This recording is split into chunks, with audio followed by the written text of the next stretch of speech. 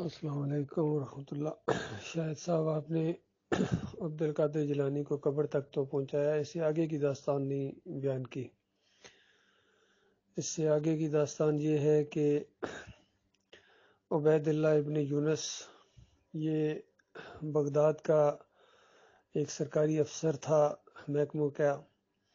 بعد میں خلیفہ اس سے بہت خوش ہوئے کسی کام کے اوپر، تو اس کو گورنر بنا دیا۔ تو یہ بہت ہی قرآن اور حدیث کا عالم بھی تھا، اور یہ جو زمینوں کی پیمائش کے علم ہوتا ہے اس میں بھی بہت مہارت رکھتے تھے، اس طرح ریاضی اور اس طرح کی چیزوں میں بھی۔ تو یہ دیکھ رہے تھے کہ عبد القادر جیلانی نے کیا ادھم مچایا ہوا ہے پیری مریدی کے اندر، لوگوں کے نذرانے اور یہ جو چیزیں پیسے وصول کر کر کے کس طرح نہ صرف خود یہ بلکہ اس کا پورا خاندان اس نے اس کو نوازا ہوا ہے۔ سب کے محلات بنے ہوئے ہیں، جس طرح ایک کرپٹ قسم کے لوگ اور یہ اس طرح کے جو پیر ٹائپ لوگ ہوتے ہیں وہ کرتے ہیں۔ تو جب تک بے بس تھا، یعنی اختیارات نہیں تھے، تو کڑتا رہتا تھا یہ اللہ کا بندہ، لیکن جب گورنر بنا ہے تو اس نے سب سے پہلا کام یہ کیا ہے کہ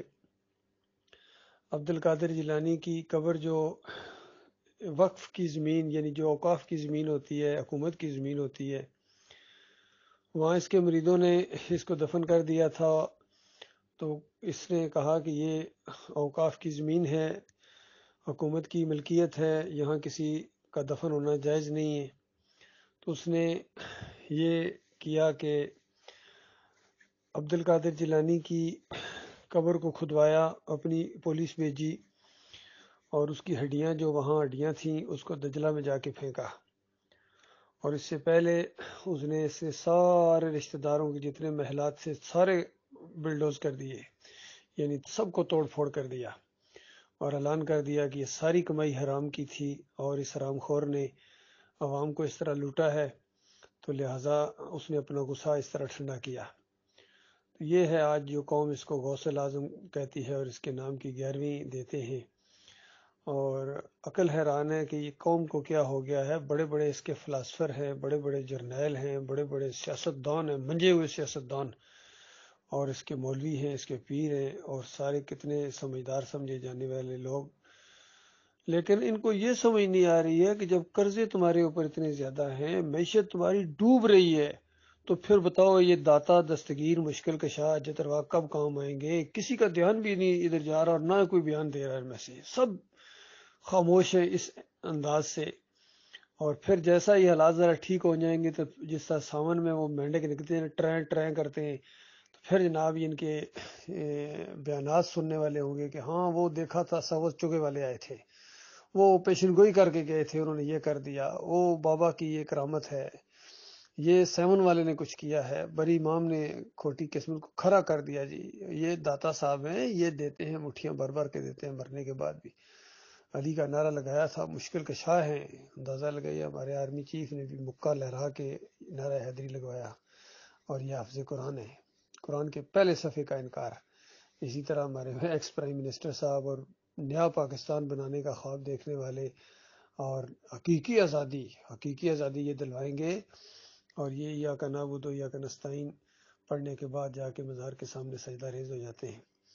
اور امام زامن یہ بنواتے ہیں، اور یا علی مدد کا پٹا میں نے خود دیکھا انہوں نے بنوایا ہے، اور اس کے بعد یہ جمہوریت کے مشرکانہ نظام کے اندر بھی یہ لت پت ہیں۔ تو یہ اندازہ لگائیے ان کی عقل نہیں کام کر رہی ہے، اور دنیا چھائی ہوئی ہے ان کے اوپر، جو مرتا جا رہا آگ میں، جو مرتا جا رہا آگ میں، کیونکہ یہ طے ہے، اللہ تعالیٰ نے فیصلہ کر دیا ہے، مات یشرک باللہ شیء دخل النار۔ نبی علیہ السلام نے فرمایا جس کی بھی موت اس حالت میں آتی ہے کہ وہ شرک پر مرا ہے، تو وہ آگ کے اندر چلا جاتا ہے۔ تو یہ مسلک پرستی کے اندر گم ہو گئے، کوئی بریلوی بنا دیا گیا، کوئی دیوبندی، کوئی اہل حدیث، کوئی سلفی، چکڑالوی، سہروردی، نقشبندی، چشتی، قادری، اتنے ان کے مسلک ہیں، اتنے ان کے فرقے ہیں، گنے بھی نہیں جا سکتے۔ پھر یہ سیاسی پارٹیاں دیکھیں، اب 14-15 تو یہ گٹھی ہوئی ہیں، اس کے علاوہ کتنی اور ہیں جو انفرادی طور پر ہیں، اور کوئی پارٹیاں ہیں، پارٹی بازی ہے ان کی۔ تو یہ لڑائی جھگڑے یہ اس جمہوریت کی وجہ سے، اس میں ذلت ہے، اس میں شرک ہے، اس میں جھوٹ ہے، اس میں کرپشن ہے، نا انصافی ہے اسی سسٹم کے اندر، لیکن اس کو چھوڑنے کے لیے تیار نہیں، سارے کہتے ہیں بقا ہماری جمہوریت میں۔ تو کیا کیا جائے اس قوم کے اوپر؟ اس کے لیے بس دعا ہی کی جا سکتی ہے، اب اللہ ہی حافظ ان کا، اور اللہ کے عذاب کا کوڑا ان سب مسلم جہاں بھی مسلمان ہیں اس کو پٹائی ہو رہی کہ وہ سارے کے سارے عقیدے کی خرابی کے اندر مبتلا ہو گئے، عربی ہوں یا اجمی ہوں، انڈینس ہوں مسلمان، یا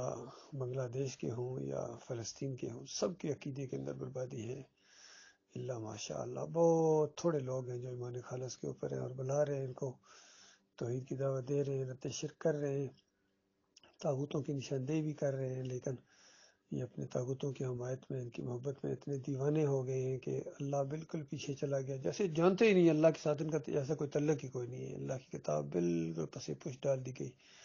تعویذ گنڈے کا ایک انہوں نے ذریعہ بنا دیا، اور ختم شریف پڑھنے کا اور بخشوانے کا، اور بس